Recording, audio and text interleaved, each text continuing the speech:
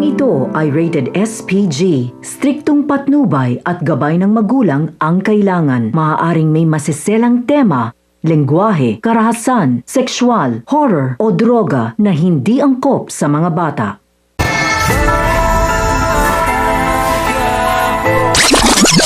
Sa wakas ay nakakuha na ng mga dekalibreng armas at mahaba sina Supremo at Lucio matapos ang pakikipagtawarang kay Pitding, kaya sinabi ni Supremo na sinisiguro niya ang mga baril na yun ang siyang tatapos kay Augusto. Mas makalaya ni Tinding ay aabangan siya ng kanyang apong si Tanggol at dito sasabihin niya na nakagawa siya ng kasalanan matapos niyang pagbuhatan ng kamay si David. Ayon naman kay Tinding ay hindi siya nagkasawang magbigay ng paalala kay Tanggol. Ngunit bakit tila maliglandas ang tinatahak ni Tanggol? Kaya naman dito sinabi ni Tanggol na sawa na siya dahil parang lagi na lang siyang iniipit ng pagkakataon para gumawa ng mali. Kaya naman dito sasabihin ni Tinding na nakadepende kay Tanggol kung gagawa siya ng kabutihan sa kanyang kapwa o kung tama o maling landas ang kanyang tatahakin. Nang makauwi na si Tinding ay itatanong niya kung bakit binugbog ni Tanggol si David at kung ano na naman ba ang ginawa niya. Kaya dito, pabastos na sasagot si David na nakalaya na pala ang tagapagtanggol ni Tanggol. Ayon naman kay Tinding, hindi siya gagalawin ni Tanggol kung wala siyang ginawang masama.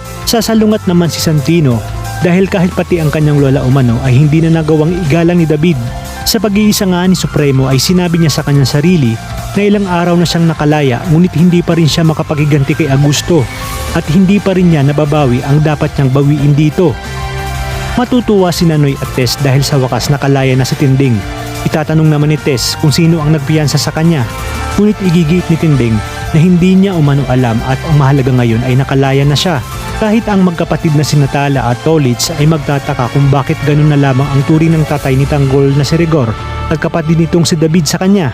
Kaya dito sasabihin ni Tanggol na mahal niya ang kanyang kapatid at tatay kahit hindi siya mahal ng mga ito.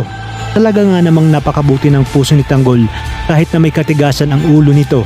Sa kabila nito, darating pa kaya ang panahon na magkakaayos pa kaya sila ng kanilang tatay Rigor at kapatid ni si David?